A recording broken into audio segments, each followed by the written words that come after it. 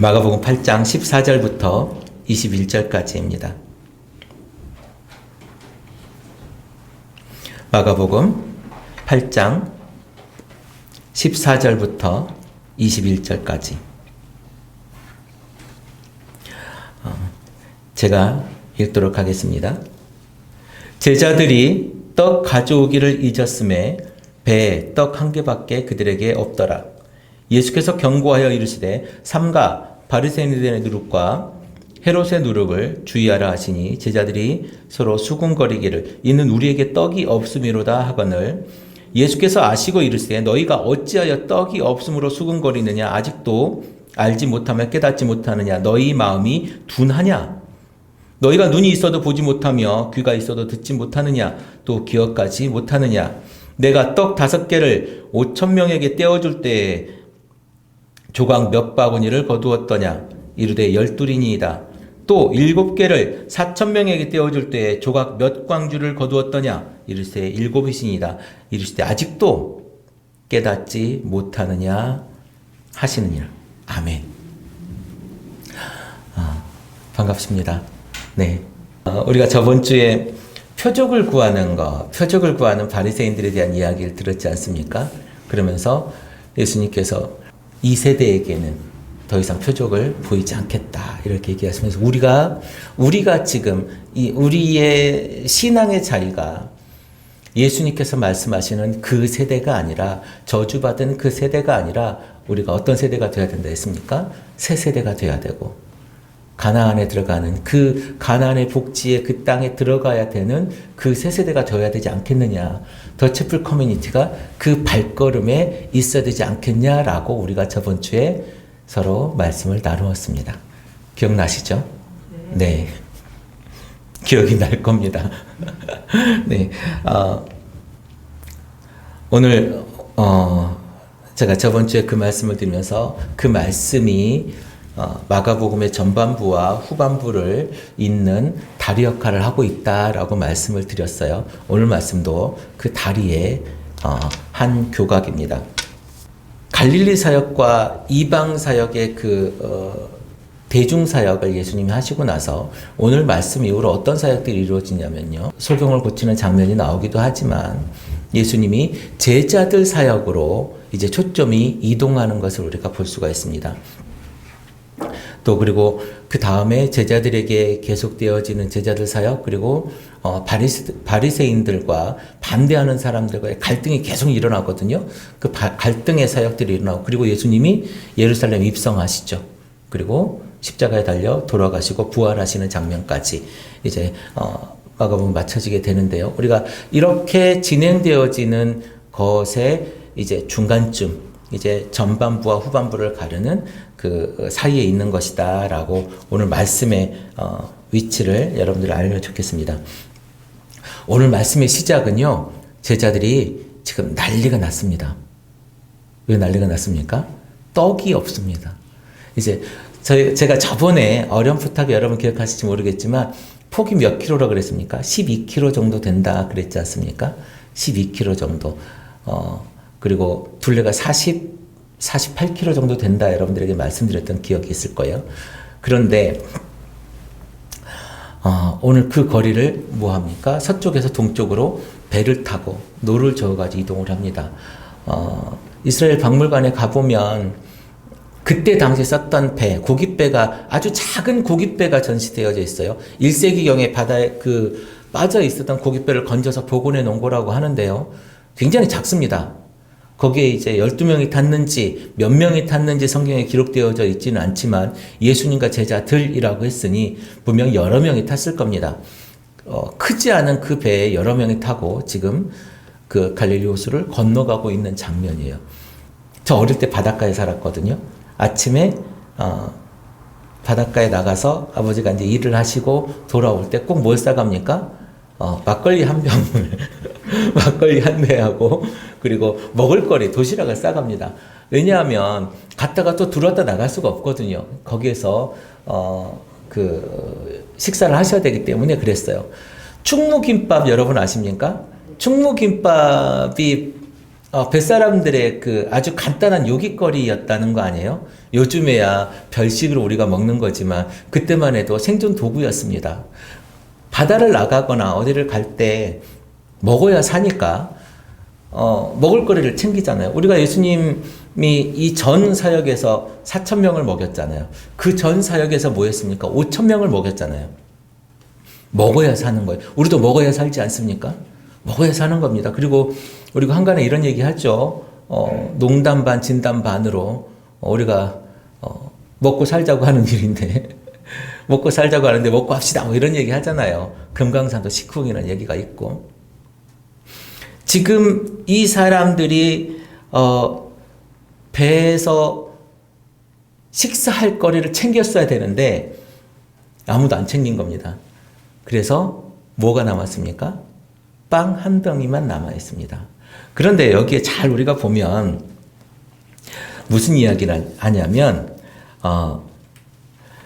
배에 떡 한 개밖에 그들에게 없더라 그랬습니다. 배에 떡 한 개밖에 그들에게 없더라. 무엇이 있다는 이야기입니까? 없다는 이야기입니까? 없다는 데 초점이 맞춰져 있는 겁니다. 그들에게 지금 떡 말고는 아무것도 없더라. 떡 한 개 말고는 아무것도 없더라입니다. 자, 우리가 계속 떡 이야기가 지금 우리가 몇 주 동안 떡 이야기를 계속하고 있어요. 5,000명 먹일 때도 떡 이야기를 했고요. 4,000명 먹일 때도 떡 이야기를 했고요. 오늘도 떡 이야기가 나옵니다. 여러분, 떡은 생존에 굉장히 중요한 것인데 이 떡 한 덩이 말고는 없었습니다. 오늘 이야기의 전반부에 흐르는 얘기를 보면 예수님께서 뭐라고 이야기하시냐면 야 4,000명 5,000명 먹일 때 내가 남은 것이 얼마니? 라고 물어봅니다. 예수님이 이 이야기를 잘 들어보면 5,000명을 먹였다는 이야기가 아니에요. 얼마가 남았니? 물어봅니다. 제자들이 12광주리요. 그러면 4,000명을 먹일 때 몇 광주리가 남았니? 7광주리요. 이렇게 이야기를 합니다. 자, 우리는 어디에 집중합니까? 5,000명을 먹였던 그 대단 놀라운 기적에 우리는 열광하지요. 4,000명을 먹였던 빵 7개로 4,000명을 먹였던 그 기적에 우리는 열광하지만 사실 거기에서 많이 우리가 기억하지 못하는 게 있습니다. 남은 바구니가 몇 개인가? 그 남은 조각들, 거기에서 남은 것들이 몇 개인가에 대해서 우리는 사실 관심을 가지지 않아요. 오늘 이야기는 우리가 이 사람들이 가지고 있지 않았던 것, 그리고 예수님께서 말씀하셨던 그 광주리의 이야기들, 그 이야기를 오늘 해보려고 합니다. 그리고 생뚱맞은 이야기가 하나가 있어요. 생뚱맞게 툭 튀어나오는데 야 여기에서 이 이야기가 왜 나오지? 예수님이 무슨 얘기를 하냐면 바리새인의 누룩과 헤롯의 누룩을 본받지 말아라 그래요. 자 여러분 빵이 없는데 내 빵이 없대요. 빵이 없어가지고 야 빵이 없다. 야, 먹을 게 없다. 어떡하냐. 지금 이러고 있는 상태에서 예수님이 뭐라고 하냐면 야 바리새인의 누룩과 헤롯의 누룩을 본받지 마라 그래요. 여러분 어떤 의미일 것 같습니까? 여러분 혹시 확 오시는 게 있습니까? 예수님 왜 이런 얘기를 했지? 사실은 이 이야기가 누가복음에서도 굉장히 난해한 이야기와 기사 중에 하나입니다. 어떤 사람은 마가가 이 이야기를 편집했다. 그래서 편집해서 넣었다. 이런 이야기를 하는 분들이 있고요. 또 어떤 사람들은 마가가 넣은 게 아니라 후대에 다른 사람이 집어넣었다. 이런 사람들이 있고 그래서 정확하게 아직 이 논쟁의 끝이 못 보는 것 같습니다. 많은 신학자들마다 다른 이야기가 있고 특히 이 이야기가 그대로 나온 것은 마태복음에 나옵니다. 마태복음 16장에 나오는데요. 마태복음 16장에 보면 바리새인들과 서기관들의 누룩 이렇게 나옵니다. 그러니까 뭐냐면 지금 헤롯의 누룩, 바리새인들의 누룩, 이 서기관들의 누룩 이렇게 여러 가지가 나오고 또 요한복음에는 또 이런 이야기 12장 1절에 보면 이런 이야기가 나와요. 이 바리새인들의 누룩은 아주 악한 영향력이다라고 이야기하면서 바리새인들의 누룩을 뭐라고 위선이다 이런 이야기를 합니다. 여러분 지금 예수님이요, 떡이 없다고 했는데 바리새인들의 누룩을 이야기를 해요. 떡이 없다고 하는데 헤롯의 누룩 이야기를 합니다. 자, 여기서 누룩은 무슨 이야기를 하는 거냐면 레위기 17장 13절에 보면 우리가 이렇게 해석할 수도 있어요. 누룩은 우리가 화목제는 우리가 하나님께 제사를 지내고 같이 나누어 먹는 제사고 화목제 아닙니까? 화목제를 드릴 때 누룩이 핀 빵을 같이 올리는 장면이 있습니다. 그렇게 올려라 그래요. 누룩이 핀 빵을 올려라. 그러면 이 누룩이라고 하는 것이 꼭 우리 뭡니까? 이스트라고 합니까? 효모? 이때 당시는 효모가 없었죠. 우리가 따로 효모가 없었는데 그때는 이제 전에 반죽했었던 이 반죽을 남겨두었다가 이 반죽을 옮겨서 또 반죽을 만들지 않습니까? 섞어서. 이 누룩이 빵과 같은 이야기를 하는 겁니다. 레위기 17장에 보는 이야기와 같이 지금 이 누룩도 빵이다 이렇게 보는 견해가 있어요. 근데 아무도 잘 몰라요. 이 해석의 몫은 누구의 것입니까? 우리의 것이에요. 우리가 이 말씀을 듣고 이 말씀을 보고 어떻게 내 삶에 이 말씀을 해석해서 적용할 것인가는 우리의 몫입니다. 성경에 있는 여러 이야기에 비춰서 이 이야기는 이렇게 해석될 것 같다라고 우리가 판단하는 겁니다. 여러분, 신학자들의 해석이 다 옳을까요? 잘 보십시오. 여러분, 지금 우리는 신앙생활을 하고 있죠. 이 신앙생활은 어디 바탕 위에 하고 있어요? 성경과 신학의 바탕 위에 하는 거예요. 맞습니까? 그쵸?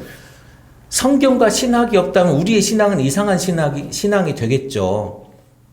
근데 이 성경을 해석하는 역할, 이것이 어디서부터 어디까지냐면 문자적인 해석을 해요. 문자적으로 돌로 쳐 죽여야 된다라고 하면 돌로 쳐 죽이는 것이 옳다라고 하는 사람이 신학적으로 받아들여질까요? 안 받아들여질까요? 받아들여집니다. 근데 그 신앙은 우리는 신앙생활 속에서 어떻게 맞다고 합니까? 좀 틀렸다고 합니까? 그건 좀 아니지 이렇게 하는 경향이 많지요. 그러면 또 한편으로 자유주의적 신학 여러분 들어보셨죠? 자유주의적 신학 들어보셨습니까? 하나의 신학으로 받아들여집니다. 여러분 어떻습니까? 이 문자적으로 해석해야 된다는 신학도 신학으로 받아들여지고 우리가 불경스럽다 할 만큼의 이야기들도 신학으로 받아들여집니다. 신학계에서는 그래요. 그럼 우리는 신앙으로 어떤 걸 받아들여야 되겠습니까? 아주 극단적인 이런 자유주의적인 신학을 빼고 아주 극단적인 문자주의적 레디컬이라고 표현하기도 합니다만 이런 해석들을 빼고 우리는 성경에서 우리의 상식과 우리의 현실과 그리고 내 현장과 부합되는 이야기들을 가지고 해석해내는 겁니다. 맞습니까? 우리 그렇게 해석하잖아요. 내 삶과 전혀 동떨어진 이상한 것을 해석하지 않잖아요. 오늘 이 누룩의 이야기도 우리가 성경에 있는 이야기들을 조합해서 우리의 이야기로 해석을 해내야 됩니다. 그게 우리가 지금껏 해왔고 하려고 하는 성경 해석의 작업들이에요. 이걸 할 수 있어야 돼요. 여러분들이. 제가 해석하는 건 누구 해석입니까? 제 해석이죠. 제 해석이 100% 맞다고 세상에 그 누구도 인정할 수 없습니다. 제 해석을 가지고 여러분들이 조금 더 쉽게 제가 성경을 풀어드리면 여러분들은 성경을 여러분들의 삶의 자리에 이야기로 해석해 내야 됩니다. 그러기 위해서 우리가 성경과 친해져야 되는 거예요. 그래서 성경을 열심히 봐야 되는 거예요. 그래서 성경을 많이 보아야 되는 거예요. 바리새인들의 누룩과 헤롯의 누룩이 보이는데요. 우리는 5,000명, 4,000명 먹이는 우리가 경험을 했습니다. 제자들이 경험을 했습니다. 우리가 먹어야 될 빵은요, 우리가 먹어야 될 누룩은요, 우리가 함께 있어야 될 누룩은 예수님께서 떼어주신 그 빵인 줄로 믿습니다. 그런데 예수님이 경계하라고 했던, 삼가라고 했던, 본받지 말라고 했던 그 헤롯과 바리새인들의 누룩은 어떤 누룩이겠습니까? 헤롯과 바리새인들, 참 듣기만 해도 우리가 성경적으로 불편한 단어예요. 불편한 이름들이고 그 무리들인데요. 지금 우리가 그들을 판단하기에는 우리가 그렇게 보일지 모르겠습니다만은 대단한 권력자들이고 헤롯은 분봉은 왕이었지 않습니까? 한 지역의 왕이었습니다. 그리고 유대 민족, 유대 사람들 속에 1%도 안 되는 그 바리새인들이 정치와 종교를 주름잡고 있었습니다. 이 1%의 사람들을 본받지 말아라 그래요. 왜요? 자, 바리새인들 우리가 한번 보겠습니다. 누가복음 12장에 나와 있었던 누가복음 12장 1절에 그 바리새인들의 누룩을 이야기하면서 위선이라고 이야기를 합니다. 이 위선이라고 이야기하는 이 이야기를 가지고 우리가 봐야 돼요. 그 사람들은요, 정말 멋지고 괜찮은 신앙생활을 하는 사람들이었어요. 금식을 했고요. 11조를 내고, 그리고 예배 안식일을 지키고, 안식일을 지킨다는 의미가 우리처럼, 우리 생각으로 생각하면 안 돼요. 우리가 안식일을 지키는 건 주일날 11시에 와서 예배 드리고 가는 거죠, 1시간. 근데 그 사람들의 안식일은 금요일 저녁부터 토요일 저녁까지지 않습니까? 이때 제가 말씀드렸던, 우리 기억하실지 모르겠습니다만은 미신에 나오는 39가지의 금지 사항이 있습니다. 시동을 켜면 불을 켜면 돼요, 안 돼요? 등잔에 불을 밝히면 돼요, 안 돼요? 안 되기 때문에 자동차에 시동을 거는 것도 전기를 일으키고 불을 일으키는 거라서 그때 자동차도 타지 않습니다. 네, 바느질도 뭐 하지 않고, 뭐 이런 여러 가지들 제가 그때 39가지를 여러분들이 적어드렸습니다만은 그런 일들을 하지 않는 거예요. 지킨다는 건 그런 거예요. 그런 것들을 철저하게 한다는 겁니다. 그래서 우리처럼 이렇게 나와서 예배드리고 이쁜 옷을 입고 나와서 성경 보고 말씀 듣고 기도하고 찬양하고 간다는 것의 의미가 아니에요. 그 사람들이 안식일을 지키는 의미는 우리와 전혀 다른 의미다. 굉장히 멋지게 신앙생활을 하는 사람이죠. 그런데 예수님 뭐라고 하십니까? 회칠한 무덤 같으니라고 합니다.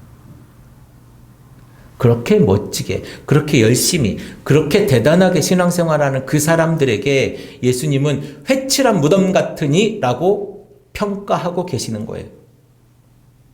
무엇입니까? 그들 안에 중요한 건 그들이 그렇게 하는 것이요, 율법을 지키기 위함이었다는 거예요. 자, 이게 무슨 의미냐면 율법을 지키기 위해서 내가 노력하는 거예요. 구원과 사랑과 신앙과 성경과 하나님 말씀과 전혀 상관없는 그저 율법을 지키기 위함이었다라는 거예요. 그것이 목적입니다. 율법을 지키기 위한 것. 그런데요, 예수님은요, 뭐라고 이야기하시냐면 사랑을 이야기하시는 겁니다. 안식일을 이야기할 때 예수님이 손 마른 자를 고치면서 무슨 이야기를 하냐면, 야, 나귀가 구덩이에 빠졌는데 너 건질 거냐 안 건질 거냐, 이런 이야기로 응수를 하십니다. 일을 하라는 이야기가 아니라 생명이 죽어가는데 너는 살릴 거냐 안 살릴 거냐라는 이야기를 합니다. 자, 오늘 제가 여러분들이 살짝 당혹스러웠을 수 있을지 모르겠으나 제가 주보 뒷면에 사진을 한 장 실었습니다. 네, 혹시 TV에서 어제 그제 계속 보신 분들 계십니까? 네, 누군지는 다 아실 거고. 자, 이 사람이 물론 뭐 TV에서 많이 말씀을 하셔서 잘 아시겠지만 이 사람이 죽은 지가 올해 50주년입니다. 그리고 13일 날이 50주년 되는 날인데요. 왜 이 사람이 우리에게 이슈화 되어지고 그냥 그 노동운동을 했던 사람으로서 기억되어져야 되는가? 저는 아니라고 봅니다. 최재형이라고 하는 목사가 있어요. NK비전 2020이라고 하는 미국의 단체인데, 그분은 이제 북한 선교를 열심히 하시는 분이세요. 북한 선교를 열심히 하시는 분이고, 저하고 이제 몇 번 뵙고 이야기도 했던 분인데요. 그분이 이 전태일의 일기를 가지고 있는 사람입니다. 그래서 이번에 그 전태일 일대기라고 책을 2권을 냈더라고요. 일기를 엮어가지고. 근데 그 안에 다른 사람들에게는 알려지지 않고 다른 사람들에게는 오늘 그 제가 주보에 실었던 것처럼 뭡니까? 그 유서라든가 뭐 이런 이야기들만 알려져 있는데요. 그 중에 교회에 가고 싶다 그랬다는 거예요. 이 사람이 하고자 했던 것이 무엇이냐면 자기는 신앙인이었고 자기는 신앙인으로서 열심히 신앙을 하고 싶은데 하루에 16시간, 14시간 이렇게 일을 하다 보니 예배에 갈 수가 없는 거예요. 너무 힘들어서. 그래서 교회 가고 싶다 이랬다는 겁니다. 그런데 그건 나만의 이야기가 아니라 이 사람도 얼마나 전도하고 싶었겠습니까? 1970년대 70년 11월 13일 날 이 사람이 분신을 했는데 그 전에 1, 2년 전이면 얼마나 열심히 그 젊은 나이에 23살이었거든요. 20살. 가끔 이제 저는 이 이야기를 보면서 나는 20살 때 뭐 했지? 23살 때 나는 뭐 했을까? 이런 생각을 해봅니다만은 자기랑 같이 일했던 우리 이제 평화시장의 그 미싱사들 있지 않습니까? 평화시장의 미싱사들. 제 아주 가까운 가족 중에도 그때 그곳에서 일했던 분이 계시긴 합니다만은 여러분 혹시 아세요? 타이밍이라고? 모르시는군요. 타이밍은 잠 안 오게 하는 이렇게 알약 같은 겁니다. 졸리니까 그 타이밍을 먹고 일합니다. 13시간, 14시간, 16시간씩 하루에 그렇게 일하고 자고 또 나와서 일합니다. 그런데요, 얼마 전에도 제가 그런 장면을 본 것 같은데 지금 한 2m 정도 되는 데를 반으로 나누죠. 반으로 나누면 복층이 되지 않습니까? 그럼 여기를 사람을 많이 넣어야 일을 많이 하니까 1층에 사람들을 넣고 2층에 사람들을 넣고 일어설 수도 없는 그런 공간에 앉아가지고 하루 종일 일을 합니다. 지치죠. 그때 그 여공들 나이가 13살부터 20살, 15살. 지금 13살이면 초등학교 6학년? 그때 나이가 이제 거기 와서 일을 하고 있는 거예요. 이 아이들 잠도 못 자게 하고. 자, 그 아이들이 불쌍해서 이 아이들 좀 쉬게 해줍시다.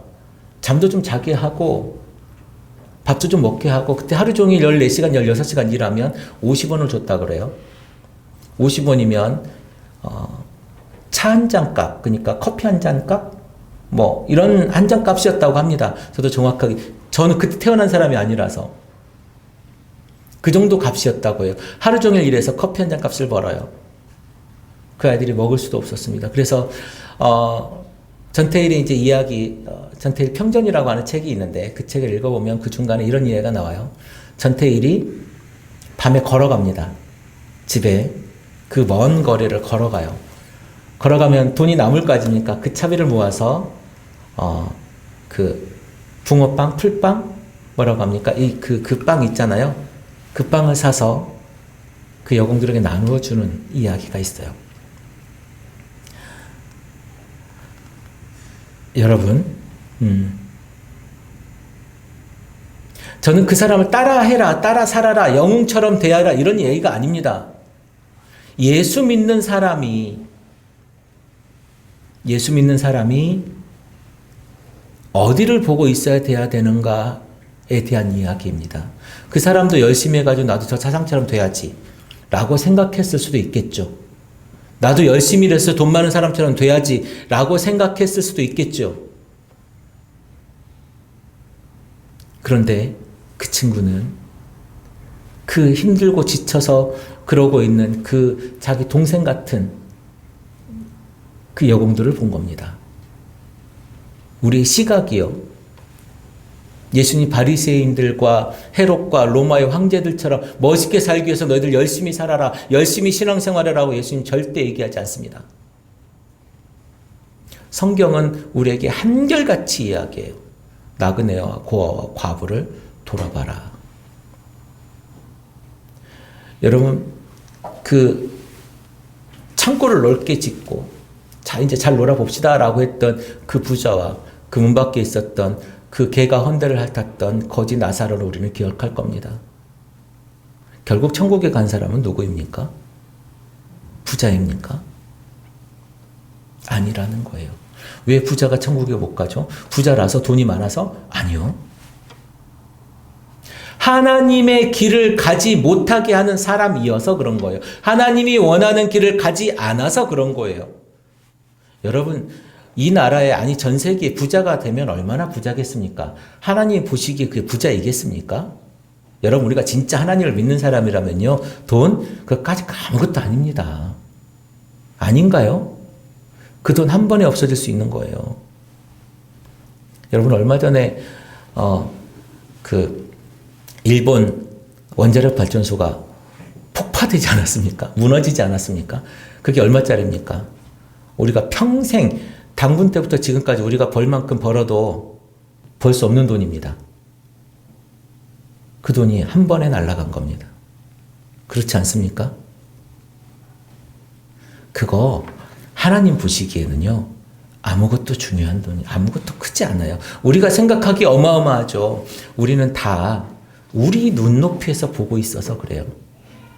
성경의 눈높이, 성경의 이야기, 성경에서 바라보는 그 관점에서 세상을 한번 봐보자는 거예요. 성경이 어디를 보라고 하는지. 제가 오늘 전태일 이야기를 잠깐 하면서 되게 마음에 부담을 가지는 것은, 저 사람, 우리 앞에 있는 저 목사가 좀 이상한 사람 아닌가라고 평가되어질까봐 부담스럽습니다만은, 제가 여러분들에게 소개하는 건 우리가 기억해야 될 사람 중에 하나다. 이 사람이 바라보는 관점이 정말 예수가 바라봤던 관점이고 성경이 바라봤던 관점이었기 때문에 여러분들에게 소개를 하는 거예요. 그리고 마침 올해 그 사람이 죽은 지 50년 된 해이기 때문에 그렇습니다. 48년생이라서 한 73살쯤 그 친구들과 같이 했던 그 사람들 올해 70살, 71살 이렇게 되어져 있더라고요.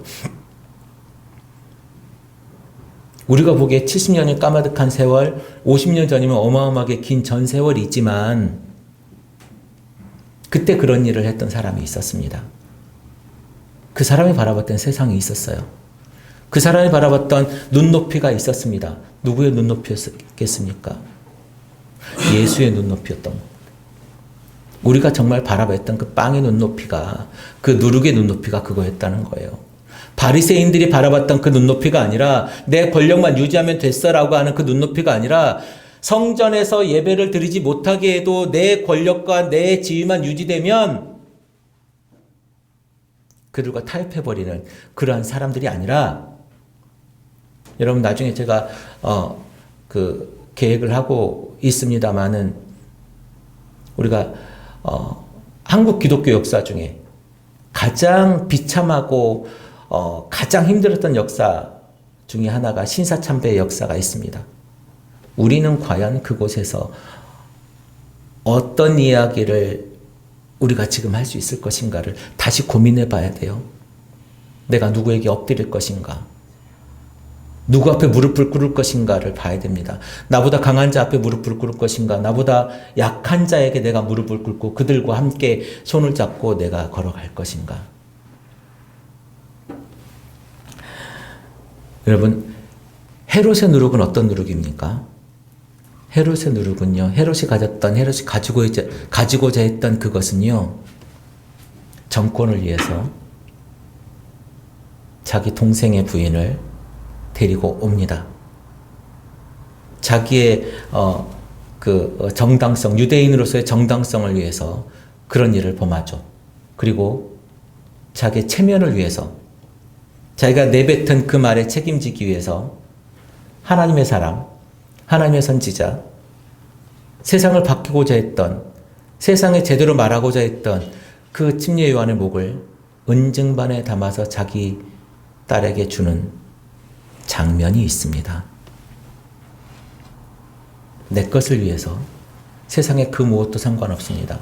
내가 성공하고 내가 내 것을 가지기 위해서, 내 체면을 위해서 내가 잘못되었을지라도 그 잘못을 바꾸지 않는 것, 이것이 헤롯의 누룩입니다. 이제 우리 삶을 돌아보라는 거죠.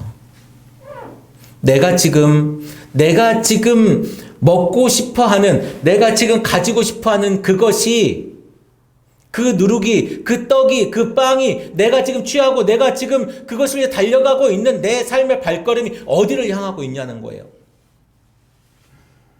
성공과 정치와 권력과 명예, 멋있죠? 갖고 싶죠? 그렇게 하고 싶죠? 누가 준다면 덜썩 물겠죠? 우리가 가고 있는 방향이 예수님께서 오늘 말씀하시는 바리새인과 헤롯의 누룩의 방향이 아닌가 싶습니다. 광기죠, 사실 지금. 대한민국은 이 바리새인과 헤롯의 누룩으로의 광기의 세상 아닙니까? 제가 그들과 함께 목회하고 싶어서, 그들과 함께 이야기하고 싶어서 제가 서울에 목회를 해야 되겠다라고 갔던 것이고요. 그러면서 이제 이들을 더 만나기 위해서 어떻게 될 것인가 하면서 제가 신논현역 옆에 가면 교보빌딩이 있습니다. 교보빌딩 바로 옆에 제가 쌀국수 집을 했던, 천막을 치고 쌀국수 장사를 새벽에 12시부터 새벽 5시까지 매일 했던 기억이 있어요. 여러분, 우리가 가고자 하는 길이 이런 광기의 길이 아닌가? 아니, 지금껏 이렇게 살아왔던 길이 아닌가? 그러니 뭡니까? 그러니 감사가 없는 거예요. 그러니 나한테 아무것도 없다라고 하는 거죠. 나에게 빵 한 덩이밖에 없는 것처럼 느껴지는 거예요. 나에게 아무것도 없는 것처럼 느껴지는 거예요. 그런데 여러분, 그 사단과 그 악들이 가득한 그 바다와 세상, 우리 바다는 보통 세상으로 표현하지 않습니까? 그 세상에 우리가 어디에 있습니까? 그 배 안에 예수님과 함께 있어요. 맞습니까? 교회 안에 예수님과 함께 있어요. 그런데 이 사람들은요, 이 교회 안에 있는 그 제자들은요, 예수님을 못 알아봤습니다. 내가 누군지 아직도 깨닫지 못하느냐?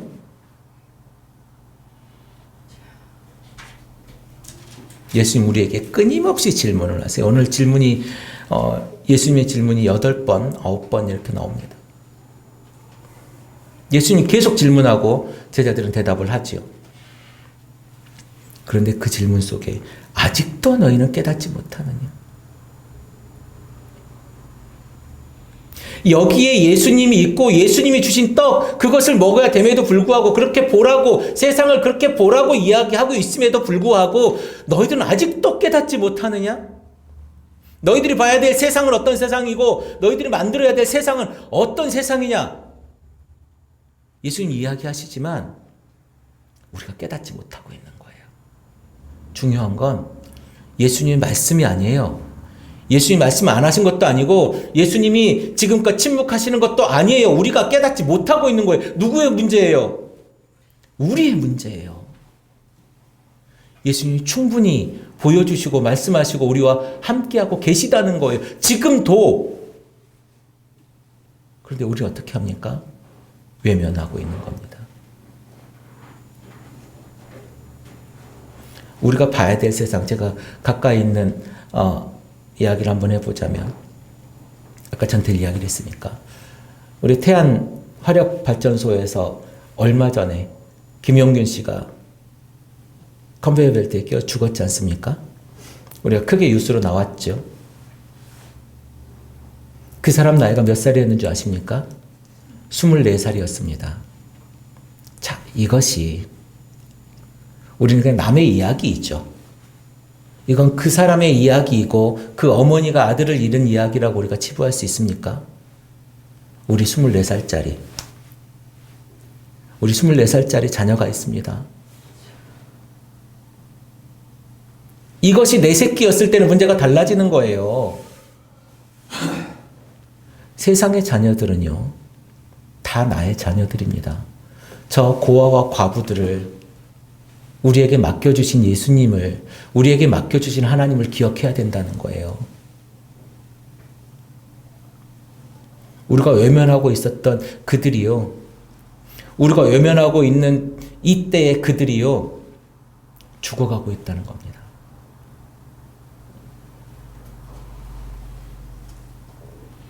우리가 지금 보아야 될 그것은 예수님께서 말씀하신 것을 따라가야 될 그것은요, 우리의 관점을 바꾸는 작업을 해야 돼요.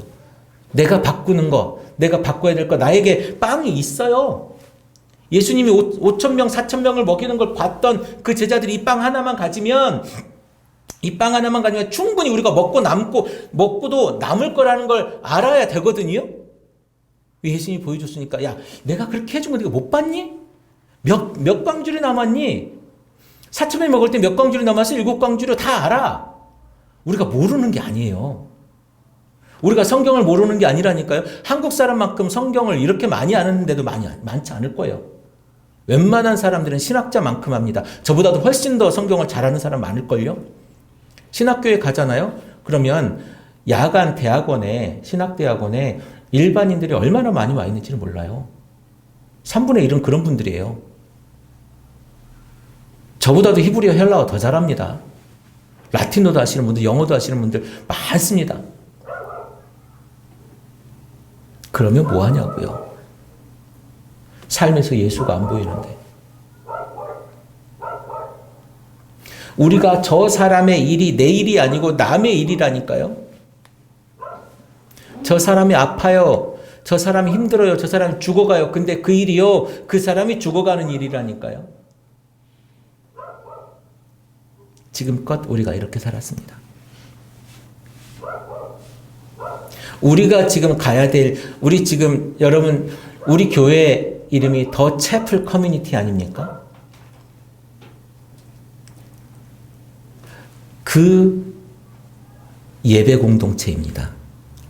예수님이 말씀하시는 그 예배 공동체, 더 채플 커뮤니티의 뜻이 그겁니다. 그 예배 공동체. 예수님이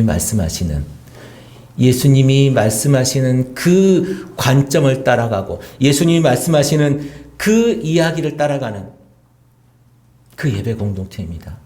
시편 37편 3절에 보면 이런 이야기가 있습니다. 여호와를 의뢰하고 선을 향하라. 땅에 머무는 동안 그의 성실을 먹을거리로 삼아라. 우리가 먹어야 될 것은 하나님께서 보여주시는 그 성실, 하나님께서 보여주는 그 사랑, 하나님께서 보여주시는 그 말씀을 먹고 살으라는 거예요. 바리새인의 누룩과 헤롯의 누룩이 아닌 하나님께서 주시는 그 성실을 먹을거리로 삼으라는 거예요. 우리에게 과연 그것을 찾고자 하는 마음이 있습니까? 사실은 바리새인들의 누룩이 훨씬 더 깔끔하고 멋지죠.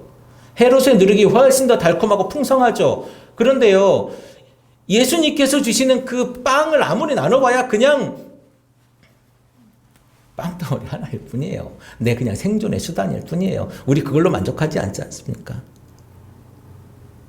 우주보다 넓은 것이 사람의 욕심 아니겠습니까?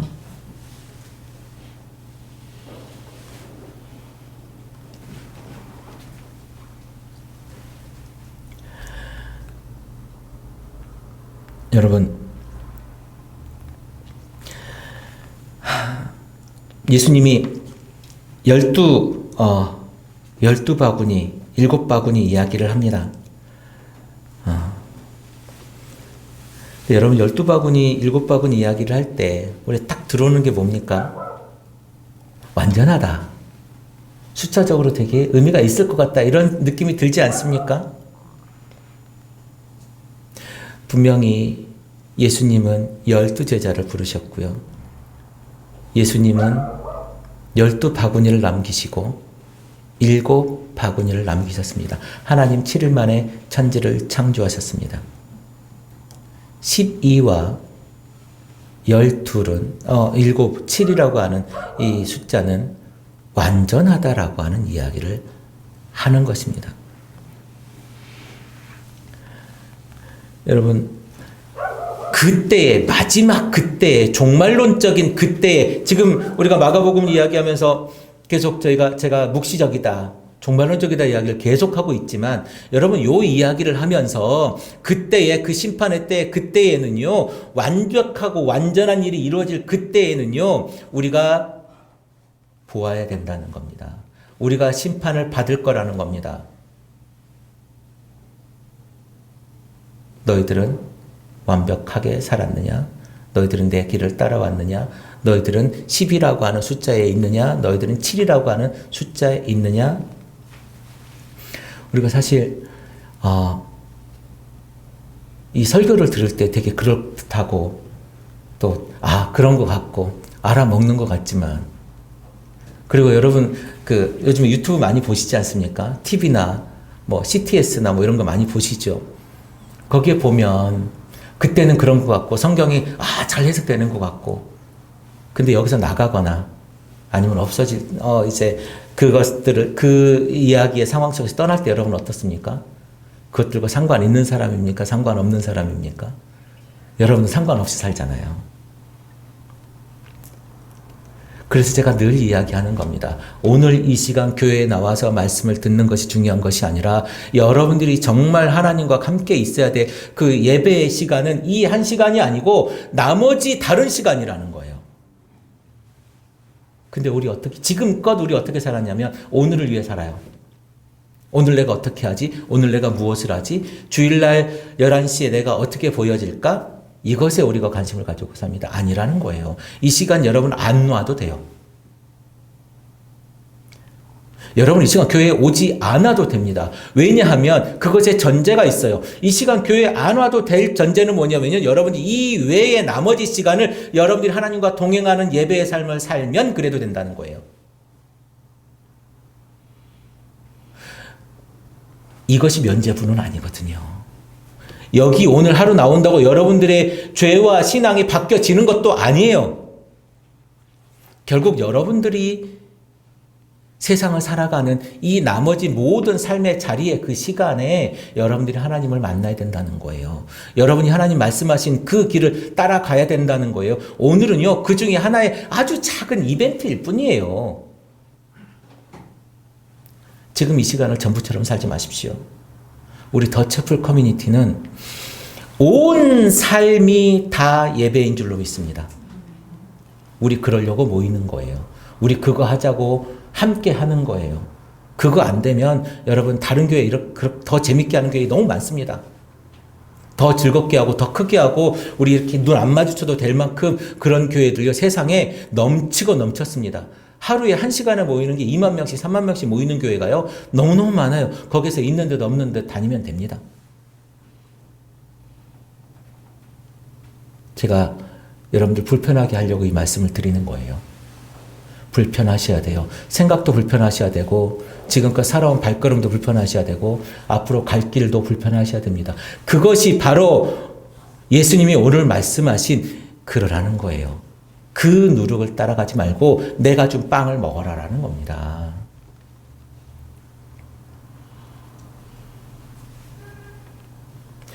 에스겔서 37장 15절, 12절, 22절 보면요. 15절부터 22절 보면 종말에 잃어버린 12지파가 귀환해서 이스라엘을 회복도 결국 12지파라고 하는 그 종말론적인 숫자와 그 나라가 회복될 것이라고 이야기하는 장면이 있습니다. 여러분 우리가 그 회복의 장면에 한 중심에 서 있어야 되지 않겠습니까? 내가 그 날에 한 중심에 서 있어야지요. 그리고 요한계시록 4장 1절부터 6절 보니까요. 하나님 주위에 있는 24장로가 있지 않습니까? 12명이 2번 있는 겁니다. 또 계시록 7장 1절부터 8절 보면 천사들이 12지파에서 나온 12,000명을 선택하는 장면이 나옵니다. 그리고 21장 9절부터 21절 보면요. 예루살렘에는 12기초와 12기둥이 있고 그것을 측정한 값이 12의 배수입니다. 그리고 7이라고 하는 숫자 또한 제가 저번 주에 말씀드렸던 것처럼 굉장히 중요한 의미를 가지지요. 오늘 말씀에도 12와 7은 굉장히 중요한 것입니다. 그렇게 먹고 남긴 숫자가 12과 7 광줄이에요.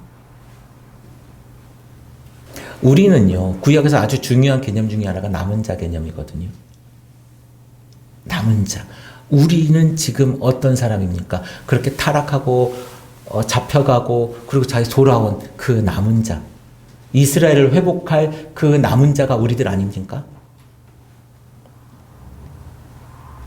그 마지막 때에 예수님이 말씀하시는 그 심판의 이후에 만들 그 이스라엘의 회복자가 바로 예수님의 시각을 가지는 그 사람들이어야 한다는 거예요.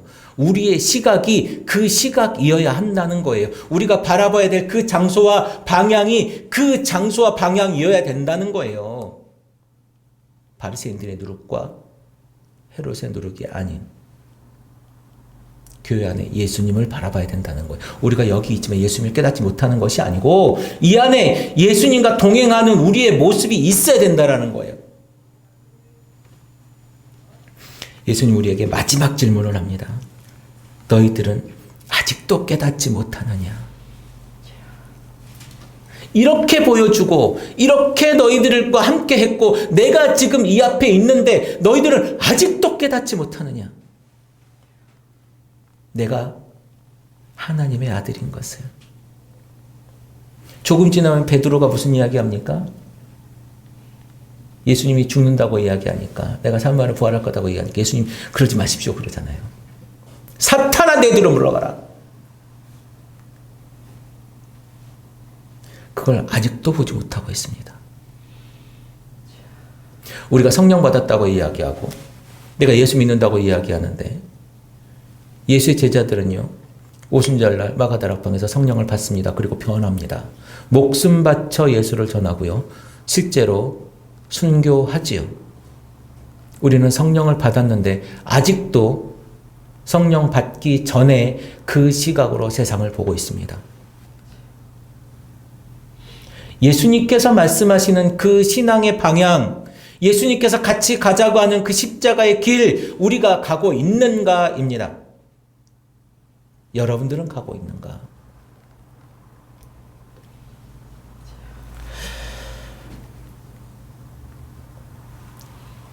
누룩은 감염시킵니다. 누룩은 퍼지죠.